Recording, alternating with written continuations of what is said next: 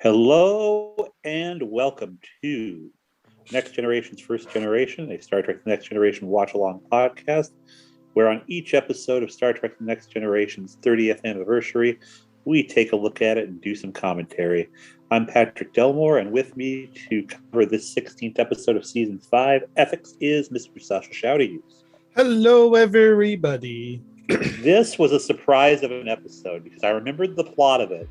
And I remember thinking it was pretty dumb and it being a joke on a lot of like future Star Trek stuff. But when I rewatched it this morning, and I actually skipped this on a rewatch during Christmas with my family, I was really impressed with this episode. So I'm looking forward to talking about that. I've got this on my phone on Netflix. Sasha's got it on his computer on Netflix. We'll give us the countdown of 5, 4, 3, 2, 1. And get this barrel rolling, as the saying goes. Oh, man. Okay. So here we go. 5, 4, 3, 2, and play. Now, the biggest missed opportunity of this episode is that this accident that's about to happen could, in theory, have been prevented by Geordi. And we don't get a Geordi is guilty that he could have possibly stopped what happened to Worf from happening. They're looking for a leak in, what is it? Cargo Bay 3, I think, is where they're at. And Geordi right now is going up to where the leak is, but he's not going to pick it up on his tricorder, unfortunately, or through his visor. But he's also not looking at the barrels through his visor. He's only looking at the tricorder, which really makes me wonder if there was a Geordi is guilty about what happened to Worf thing going on. Survivor's guilt almost. Yeah. Well, I know that they're having a great conversation about Geordi cheating at cards, where he can use his visor to see through certain decks. But then he said, don't worry, I only looked at it afterwards. Yay, it's the Seattle Fire Department. Listen to that. It's like I'm back at the old Kent Studios. That's great. So it's neat. They even put a little bit of frost on the edge of that barrel to indicate there's something wrong with it, which it's a nice touch. They didn't have to do that. And of course, the barrel collapses. I mean, this is a very, very real thing that can happen in an industrial site, which I've been trained about at my job. Now, obviously, they didn't have the ability to make it look like that barrel had any weight to it at all when it landed. But do you wonder how they got that up there? Well, they do have anti-grav sleds. I'm more interested to know why, with a ship that rocks and throws people about and the slightest little thing they encounter, that they don't have something a little bit more physical in place to prevent stacked cargo from falling over. Oh, absolutely. I mean, that's the thing. It's like attitude control is supposed to fix that, and also if it weighed that much, there would be no reason for the cargo bay to have standard gravity. Oh, okay. The second that an accident like that happened, you would just have the gravity shut off. So the computer would indicate a fall is happening and just turn off the gravity. And if anything, he's hit by the inertia of the barrel, but it's still a lot less than before. So we just had Worf go jump straight into the plot, which is something that I absolutely like, where Worf is woken up on the hospital bed and tells Dr. Crusher, there's no need to have the restraint field. I'm not going anywhere. And Beverly just kind of gently says to Worf, there is no restraint field. Your spinal cord has been damaged and we don't have the technology or skill to repair it. And if you also notice too, the nurse kind of quietly closed the tricorder and left the room. He is great in this episode. Well, it's a good Worf episode. This is like a legit he didn't do something wrong, and we're just learning more about him as a person. We learn more about the whole crew as people in this.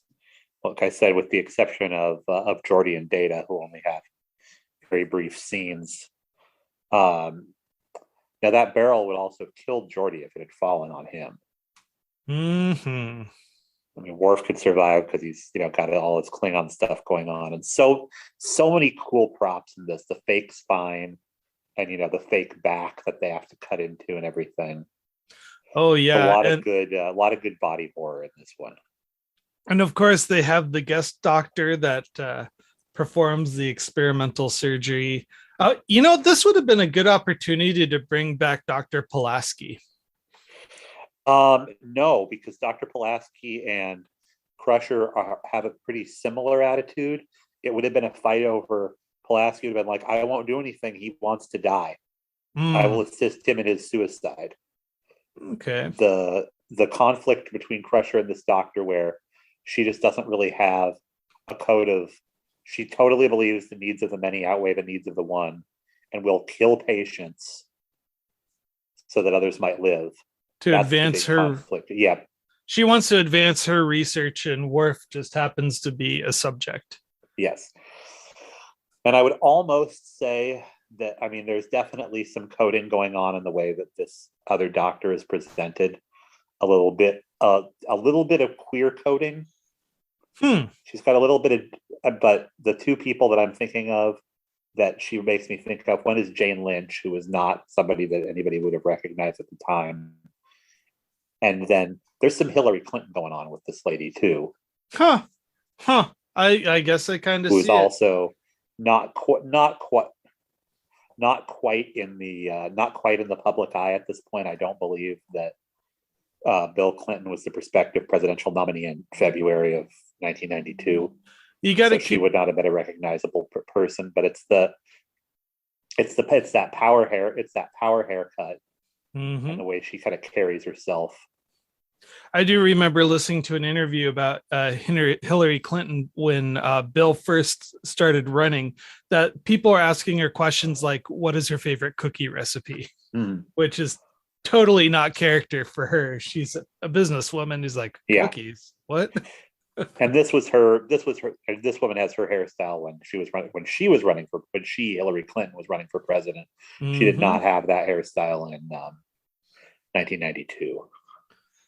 So here comes this is what I remembered being the big ethical conundrum of this, but it's not. It's Worf asks Riker to help him commit suicide, and Riker struggles with it a little bit, but it's really resolved in 3 scenes, and it's resolved very well, because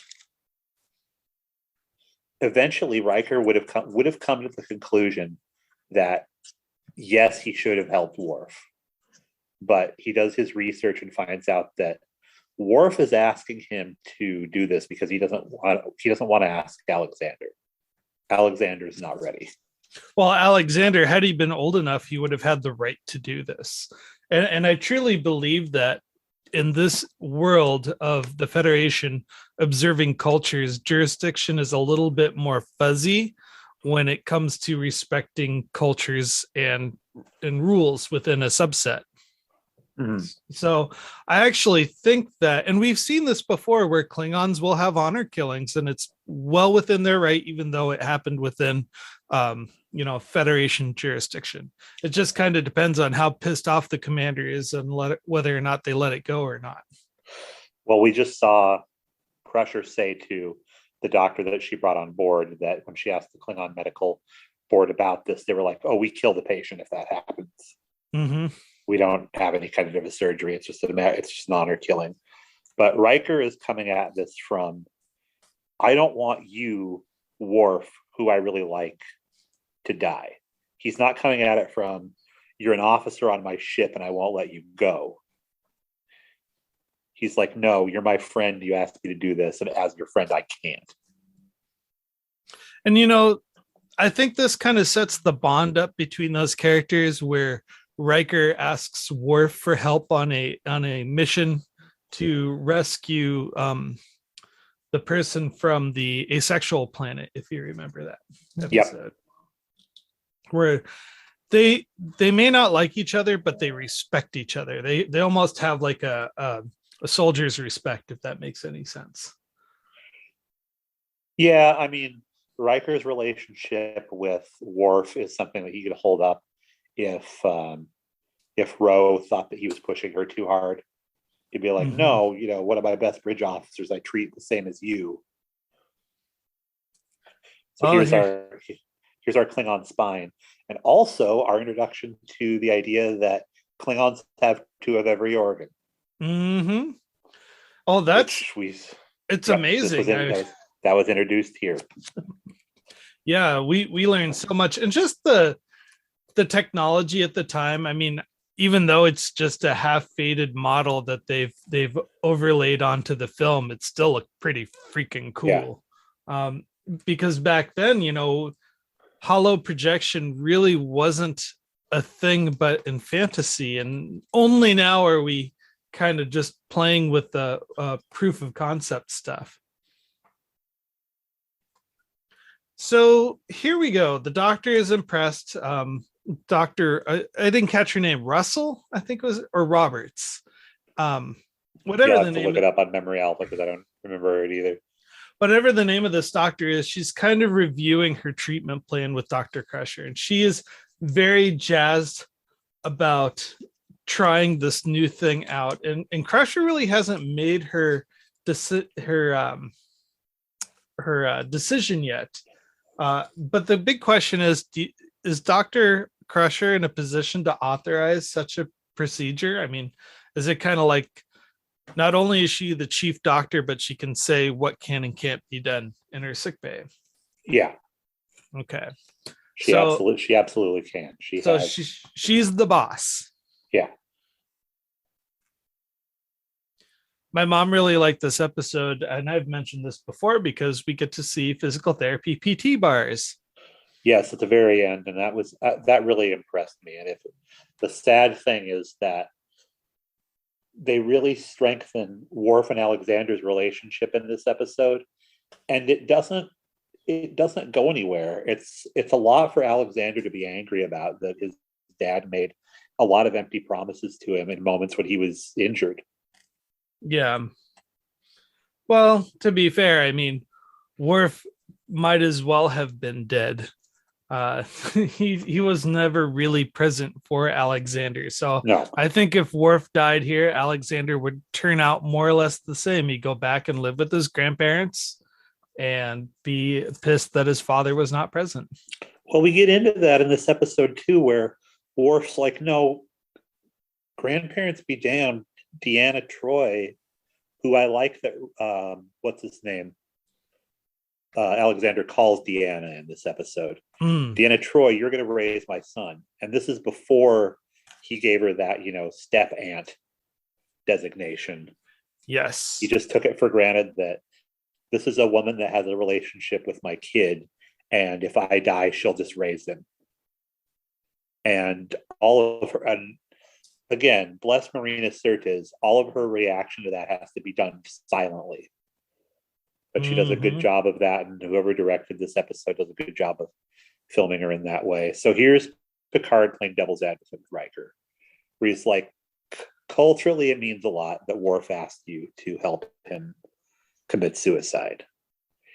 He looks at you as somebody that he can trust. Now they're kind of role-playing if you were terminally ill with a disease.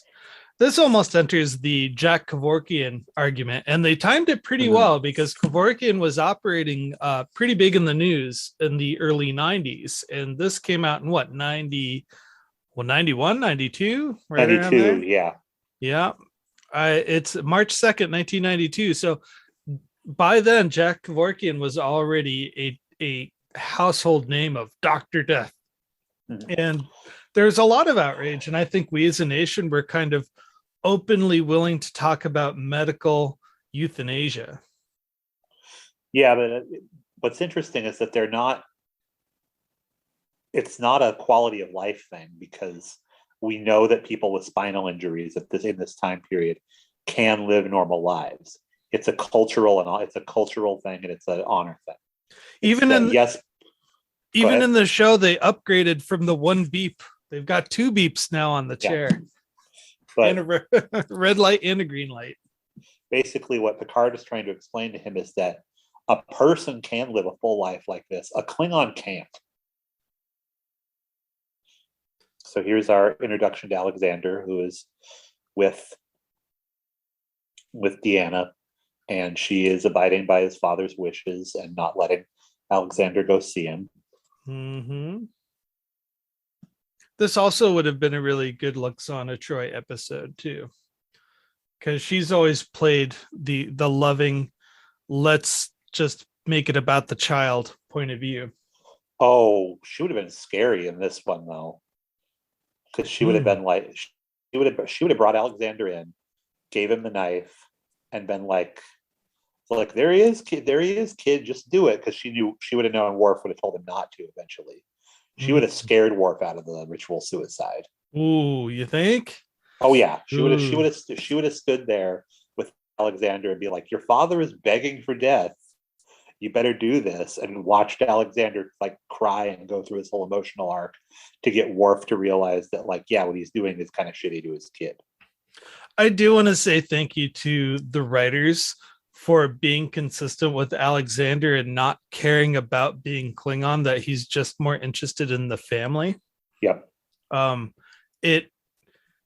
always get nervous when it comes to children, because when it comes to writing episode to episode, you have to kind of bake in some personality traits. They can't just be whimsical. We kind of saw that with Wesley. We saw that with Naomi. We saw that with Jake. And Alexander's no different. I think that Star Trek has always done a really good job introducing these kids, starting them off at a point of vulnerability and watching them just having to endure these things. Yeah. And maybe getting just a little bit out of it. I don't know if I want to say that they follow the Star Trek pattern of all children go through disasters and come from broken families. But I definitely think that the generation of children that we saw grow up on the show turned out way better than their parents. I mean, geez, what was Worf? He was pulled out of the wreckage in a Romulan attack, I believe. Yeah. Picard had a fist fight with his brother, and so everybody comes from a broken family, I guess. But well, I don't know. We do see Alexander come back in time wanting to kill his father, so true. That's coming up in, I think, next season or two. So here's the quality of life discussion with Crusher and Worf, is that they can do these kind of neural bands. They'll help him sort of walk 60 to 70% of mobility. And this is the first time that the other doctor has met Worf, because her thing initially was she wanted to be so completely dispassionate about giving him that surgery, but she didn't want to know anything about her patient at all. Mm-hmm. And we'll see this play out later on, where she tests the theory she has on one of the colonists they rescue, and basically lets them die for the greater good. And it severs her ability to ever be friends with Crusher or be respected by her. Sounds like Worf is more concerned about social shame, being that Quasimodo, I guess you could say. That's what's really driving this. As a Klingon, yes, as he's already has taken that one step of being the Klingon in Starfleet, which he can defend. It's a position he can defend, but he knows that not every Klingon he encounters is going to agree with it. This living as a cripple, no Klingon will agree with what he's done. Mm-hmm. Now, the only thing that Klingons can really do is stop the bleeding and put on a cool eye patch. Yep. If this was on a Klingon ship, he'd already be dead. True. It's like, oh, okay, well, call his son down here. Give his son the knife. Oh, I don't think it would even have to do it ritually. It would have been like the thing would have fallen on him. They'd have been like, "Can you get up?" And he would have been no, and they would have been, and he would have just said, "Kill me," to whoever the guy next to him was. The guy would have just stabbed him. There you go. Well, it does require a ceremony that they've talked about at great lengths in multiple episode called the I know I'm gonna kill it. It's called the Heghbat, Heghbat ritual. So this has come up in at least 2 or 3 episodes. So here we go. Survivors, they're beaming in. This is the plot B plot. I totally forgot. I haven't been paying attention at all. So was there some kind of disaster or something they're warping to? Yes. It's not really the B plot. It's ties into this story because it's how the other doctor on the ship treats the survivors of this disaster. Now, is this the Alexander actor who unfortunately lost his life? No. He only played Alexander in his first appearance. This is the same kid we saw earlier this season, and we'll see the rest for the rest of the show. Yay! I'm glad to hear that. Oh, down he goes. He does not want to be seen by his son. It's totally bizarre for him to see his kid react to him like that, because react like a human. Exactly. Don't remind me that you are not Klingon, boy. Yeah. So this is Brian Bonsall is the name of that kiddo. Yep. Oh, here we go. The survivors in sick bay, all finding, or not sick bay, a cargo bay. I just noticed that for the first time they have a big caution variable gravity area. Oh man, they had to move all those barrels for the emergency. Yep. They're doing a terrible job triaging this room. There's some people obviously have open wounds on their shoulders, just standing there. Yeah, I'm gonna scan this dead person first. Oh man. Boy, Brian looks rough. The dude's got a butterfly neck tattoo. Oh, geez. Oh, man. He's our age, isn't he? Oh, something like that. He's a little younger. Yeah, 40. Yeah. 1981. Yep. Isn't that weird to think we were Alexander's size when this episode aired? You know, it's weird because whenever I see a kid on television, unless they're like a teenager with a goatee, I assume that I'm older than them. Yeah. It is the weirdest thing. I just had no perception of age. Yeah. So apparently, Mr. Brian didn't do so well. He's had several run-ins with the law, DUIs. Yeah. As child actors will. Mm-hmm. He did assault and false imprisonment and altercation with his girlfriend. Yeah. Oh, that's a shame. Yeah. And then he violated probation, and he's just not a happy person. No. From what I'm reading here. That's what happens to child actors. Mm-hmm. Yeah, he saw his last thing here was in December 2009. He assaulted his friend with a bar stool. Jesus. Oh. So I have to really ask a question here. How healthy is being a child actor for the child? Not very. Can you hear that grinding in the background? No, not really. Oh, okay, good. No. So Jem and I just watched the Harry Potter 20-year reunion, and that was actually one of the things that some of the parents were concerned about, is that this is going to be their lives for the foreseeable future, and originally they didn't really want their kids to be a part of it.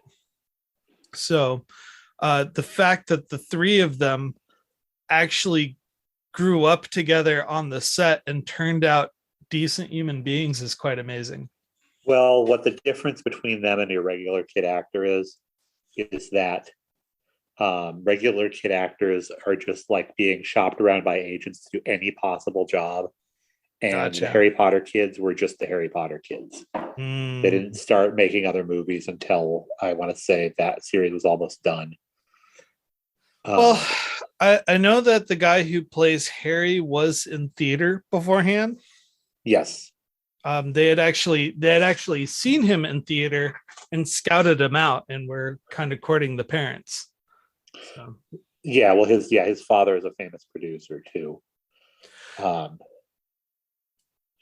if you're from a Hollywood family and you become a child actor, it's not nearly as bad as if you're a cute kid that gets found in a mall and gets an agent and gets cast and stuff. Gotcha. So here's something very interesting. Beverly is basically saying suicide is out of the option.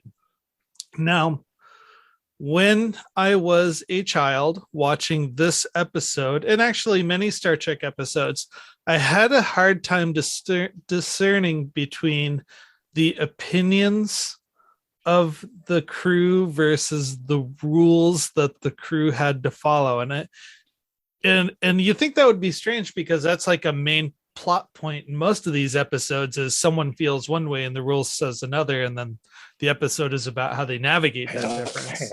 Hang on, Sascha. One of the things that really interested me with this, sorry folks, you may have noticed a quick interruption in the audio. So anyway, as a child watching this, you had the characters who had an opinion, and then the show had its rules that it had to follow, and the episode was about navigating that difference. But if it's someone that I knew and trusted, like Beverly, what she said was pretty much the rules. So I really had a hard time understanding in this episode, well, is suicide allowed or not? Is this something that's going to happen? I was really confused. Like, you can't just reverse that decision when someone decides to kill themselves. Yeah. So it's on a case by case basis. I was very confused by this episode as a child. And here Riker, he's holding the dagger, he's got the ceremonial robe. But Worf's got to be really insulted by this, because his closest friend on the ship comes in and starts shaming his values, saying, I'm not going to do this. Will could have done this a lot more politely. I don't think that Riker shamed his values here at all. No, he said he looked up, and what he needs to do is have his kid kill him. What he is trying to do is trying to talk him out of suicide. It's harsh, but that it is harsh sometimes when you talk somebody out of suicide. He talks about the friends they had had a bunch of other people that they've watched die, and he's like, this isn't just about you. Well, it's odd here is that in this situation, the crew gets to see Worf's death coming, whereas everybody else, it just kind of happens and they have to deal with it after the fact.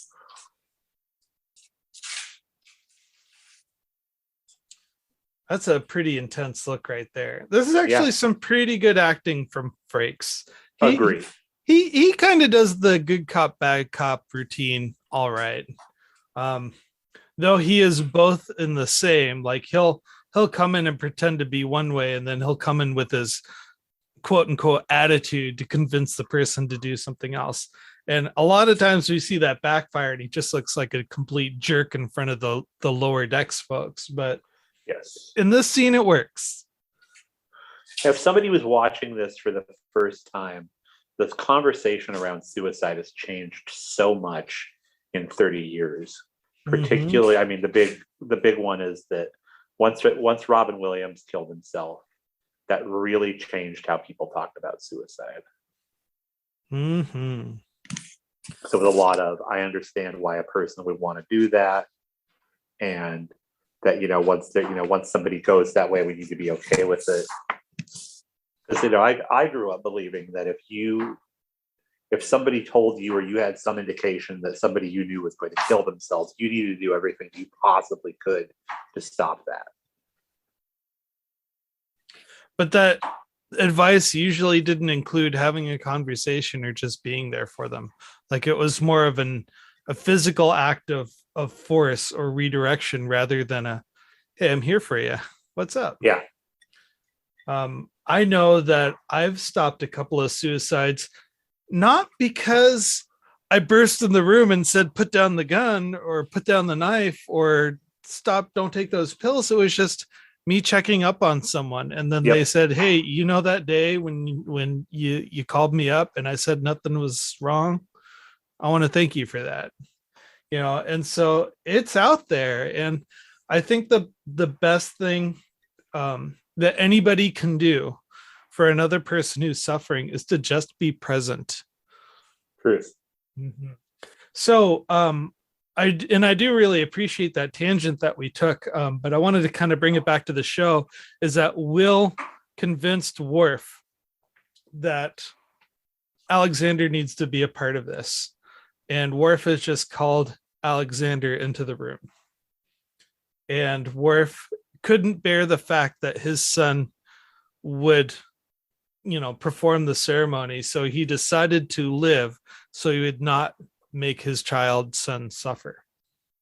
Well, he'd be fine if he dies on the operating table. That's still death with honor.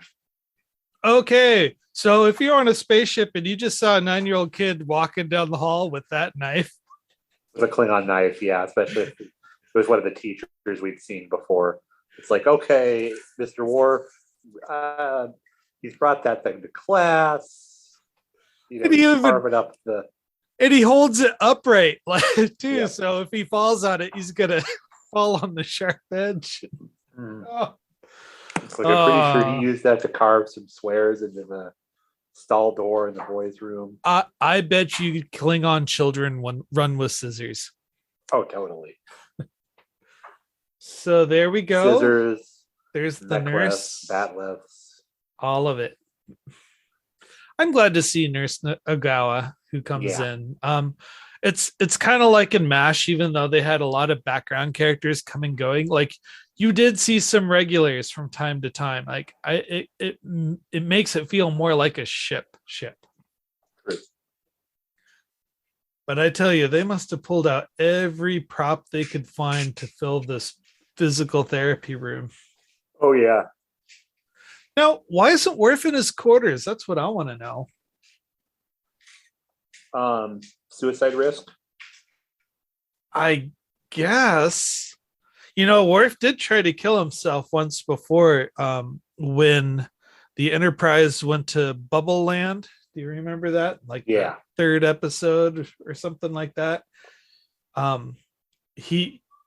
What was it? He was just losing his grip on reality, and he knew that his days as a warrior were numbered or something like that. Also, it's very possible that he might not. They would have to push him in a gurney down halls where people could see to get to his room, and he wouldn't want people to see him like that. True. So here we go. Troy's been most helpful, helping him with Alexander. Apparently not enough, because Alexander is still a pretty angry kid. And here he is making a deal, kind of what you said, asking Deanna to raise Alexander, and she has to react non-verbally. Yep. It's like, oh shoot, I just signed up to be a mother. Her relationship with Alexander and Worf is a good one, but we know from, if you read the novels later on, that neither Worf nor Deanna has a relationship with Alexander. Worf kind of does, but barely, and Deanna not at all. Well, Deanna, she has her own kids. Deanna has a history of making a fast relationship with a mystery child. I mean, when she had that baby in like a week or something like that, and it grew up to a 10-year-old boy. Oh, look at that prop. Now, we saw these surgical Scrubs before in the episode where Picard got his new mechanical heart, but it's just kind of fascinating to see that this is, what they wear, this kind of red everything, which I think came from the movie Dead Ringers with Jeremy Irons. It might be. It's bizarre. They've kept the uniform though. Yeah, this is so cool. Riker and Picard waiting to hear about Worf's progress, like sitting together going over like ship's reports and like super dull stuff. They're both like really curious about what's going on. I think most of I would imagine none of Worf's staff know what's up with him, because there's no like line of people there that need to see Worf. Here again is the great spine prop. That's a lot of technology keeping Worf alive right now. If you removed somebody's spine like that, gone, dead, would not be able to do anything. And that's can live for 3 hours without a spine, apparently, is what the timeline they've given us. Mm. Yeah, so the scanner's having trouble reading the DNA. So she's got to do it manually. And I like this because, it's TV, and we were to understand that Worf would, of course, survive. So when they say he dies, that was a big shock. Yeah. I'm reminded of the Lower Decks episode when the Bajoran weapons officer dies and then comes back to life, but nobody on the crew can talk about it. Facts, yeah. Yeah. And so this is very Mountain. I mean, everybody on the ship just like, what happened to Worf? He just disappeared. He's not on the duty roster. He's held up in sick bay, but nobody's talking about it. I love they've got like these oogity noodles that they put into his back. Oh, that looks so cool. He's just split open back there. Spaghetti. It's kind of amazing that they got away with doing this on in syndication in 1992. I wonder what the view is at that Beverly and them would see. We can kind of look in there. Yeah, so really what you'd be seeing is the parts of the prop that the prop master didn't want anybody to look at. I was just like, okay, you can shoot it here and here, but don't shoot here because it's just gods. So more surgery trauma. It is Grey's Anatomy all over again. It's kind of interesting if you look at the responses to the script. Ronald D. Moore found this episode difficult. He wasn't a fan of medical shows, and there's a lot of medical terminology and technology that in ethics that just hadn't really been fleshed out by the layman. Or Michelle saying, this is great. It's right in the middle of ethical standstill. You can't. It's not firmly one way or another. You have to kind of make your way through the mess and process it. So maybe it's good that they had both writers on the script. Yeah. Just because, I'll write the B plot, you write the A plot. Does this have a B plot? I think it's all just the story of Worf's spine. The B plot is a very, very veiled thread of a ship of survivors. They're all hanging out, being burned in the cargo bay. And the B plot revolves around this guest doctor here where Worf gets lucky. He survives the surgery, but it's a very risky procedure, and that causes Beverly to look into her activities. And what she discovers is that the guest doctor has been performing practice procedures on the corpses in the sick bay. Yeah. So my question is, it's not really a question, but a statement. If my doctor had the opportunity to practice on a corpse before doing a procedure on me, yes, please. I want them to have that hands-on experience. But there's that disgust of just experimentation that I find kind of unusual in this episode. I think maybe more Beverly was upset about the consent part of it. No, what she was upset about was she wasn't an experiment. The doctor wasn't experimenting on corpses. She was making corpses by treating people that she thought were too far gone. She was killing them. Trying to revive. Yes. Okay. Gotcha. By the way, I don't know if you've been reading the news, but a guy received the first pig heart transplant successfully, and apparently he was an ex-con, and people are kind of upset about that. Oh Lord. I'm like, well, you had to start somewhere, I guess. Yep. It's like as soon as they told him he could leave, he checked himself in the Golden Corral and never checked out. Oh, we got to break the news to Alexander that he didn't make it. I am so sorry. Great acting on both their parts.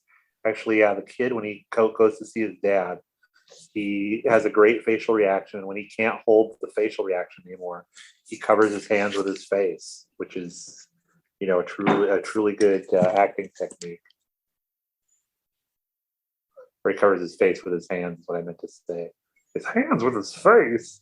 And this is a big deal right now. Everybody thought, holy crud, they just killed Worf. Yep. I mean, they've killed the chief of security before. Who's it going to be now? Robin Leffler?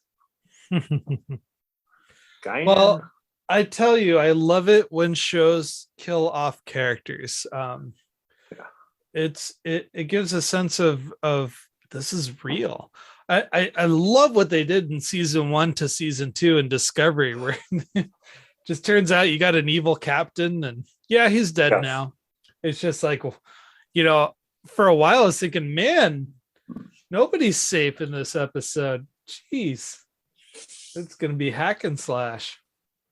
Oh, they're bringing him back. No time to put your gowns on, folks.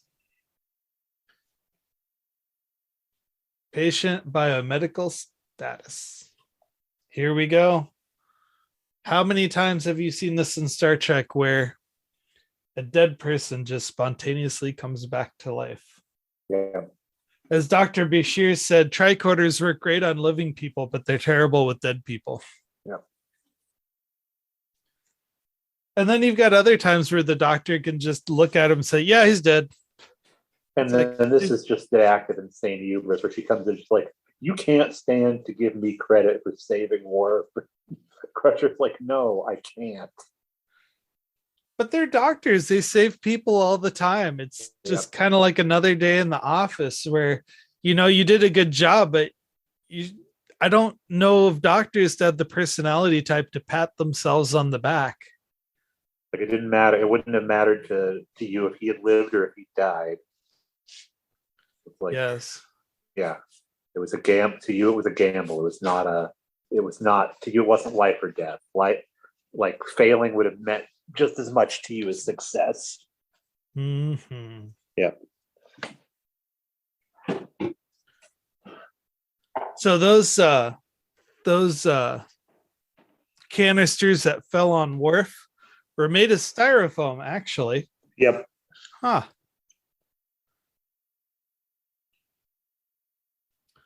So here we go. You take shortcuts right through living tissue. You put your research ahead of your patients' lives. As far as I'm concerned, is what everybody that's scared of the COVID vaccine thinks, is that the doctors that made it are like this gal. Oh yes. Well, I think especially in COVID times, it's a scary time to be a vaccine developer because you've got a lot of pressure to put something to market. And people might be cutting corners. It's a real concern. But it can be validated. Anyway, thing it's really I love that Worf's got all these oogies on his feet too. Right? Probably not Worf himself. It looks like they did that with another actor, and that the feet were and filmed the feet. Because you don't actually see the feet connected to Worf. Somebody that had pajama legs like that and had wiggity feet did it. All right, I've heard of Star Trek porn. Now we want to see Star Trek toes. Yay, he gets to help Dad. Yeah. Look at that. No matter what happens, we will work together. Yes, together. Sir. Until the next time something comes up, and then I'm going to ask you to leave me alone. Pretty much. And that was Ethics. 5 out of 5. That is now one of my favorite episodes of the show. I used to give it no credit at all whatsoever, but I am extremely impressed with the crew relationships, the way everybody did everything on there. I could see why Ronald D. Moore didn't like it, because it doesn't appear to build up the mythology of Star Trek, but like I said, it introduces the idea of the Klingons having all the redundant organs, which is a big thing. I think it just helps better identify all the characters and where they stand on various issues on what life and death mean for them. This is a very pivotal episode if you are interested in following the characters. The only thing that I don't get, and the only thing that's really bothered me, is that Worf and Alexander have a lot of these hug each other at the end of the episode moments, but there's no continuity, no carryover. It's like the next time we see them, they're fighting again. And it makes me wonder, it's like, it is understandable for those folks to fight, but it's like, is there no forward momentum in the base status of the relationship at all? I don't know. Anyway, we are, I think, just about out of time. I would also give this episode 5 out of 5. I love it. I love talking about it. I would watch this again and again and again. So our next episode coming up, what would that be? I want to say... it is The Outcast.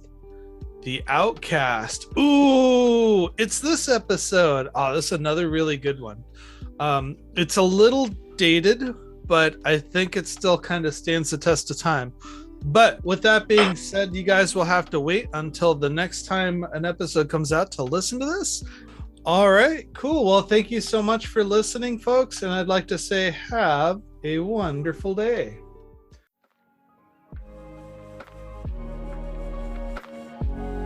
Music provided by lofigirl.com.